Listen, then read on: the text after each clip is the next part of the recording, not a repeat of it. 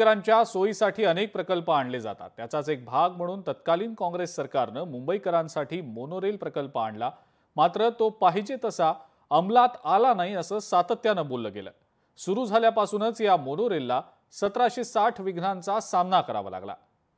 काल मोनोरेलच्या प्रवाशांनी जे काही अनुभवलं त्यातून मोनोरेलचा प्रवास पुन्हा नको रे बाबा अशीच खूणगाठ काल अडकून पडलेल्या प्रवाशांनी कदाचित बांधली असावी। पाहुयात मोनोरेलचा प्रवास प्रवाशांसाठी डोकेदुखी का ठरतोय या संदर्भातला हा रिपोर्ट।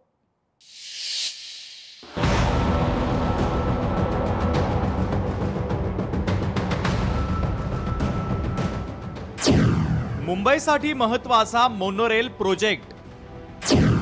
मोनोरेलसाठी 3000 कोटी रुपयांचा खर्च। मोनोरेल प्रशासनाची उदासीनता। मोनोरेलचा प्रवास का ठरतोय डोकेदुखी। मुंबईत काल प्रचंड पाऊस झाला, त्यामुळे उपनगरीय लोकल सेवा विस्कळीत झाली।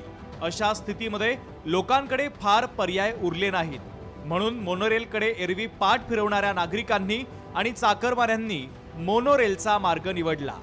जास्त प्रवासी संख्येमुळे मोनोरेलमध्ये वीज पुरवठा बाधित झाला। ट्रेनमध्ये क्षमतेपेक्षा जास्त लोक चढले आणि मोनोरेल बंद पडली आणि एकच गोंधळ उडाला।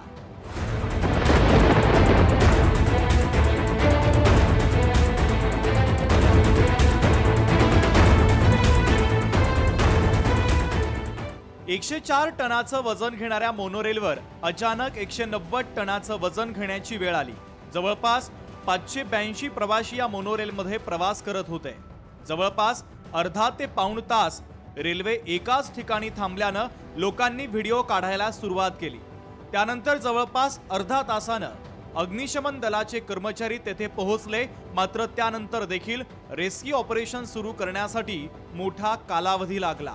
या सगळ्यांमध्ये जवळपास 4 तास प्रवासी मोनोरेलमध्येच अडकून पडले होते।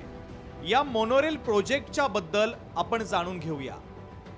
मुंबई मोनोरेलच्या निर्मितीसाठी 3000 कोटी रुपयांचा खर्च आला। याचं कॉन्ट्रॅक्ट 2660 कोटी रुपयांमध्ये खासगी कंपन्यांना देण्यात आलं। यात डिझाईन, निर्माण, संचालन आणि देखभाल याचा समावेश होता।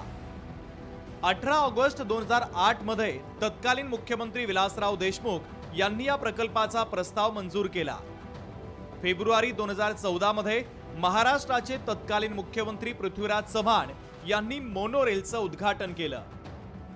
8.8 किलोमीटरचा हा मोनोरेलचा मार्ग आहे। यात एकूण 7 स्थानकांचा समावेश आहे। चेंबूर ते वडाळा मार्गावर धावणारी ही मोनोरेल दिवसाला 15,000 प्रवाशांना घेऊन प्रवास करते। दररोज मोनोरेलमध्ये हजारो प्रवासी प्रवास करतात। मुंबईत गर्दीच्या रस्त्यांवरील ट्रॅफिक कमी करणं तसंच लोकल ट्रेन आणि मेट्रोला जोडण्यासाठी मोनोरेलची निर्मिती झाली।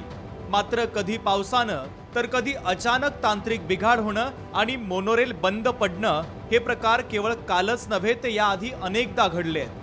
याकडे मोनोरेल प्रशासन आणि सरकार लक्ष का देत नाही असा प्रश्न आता मुंबईकर उपस्थित करतायत।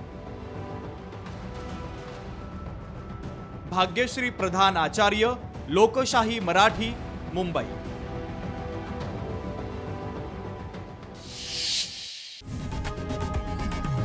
लोकशाही मराठी ऐका, पहा, जागरूक रहा।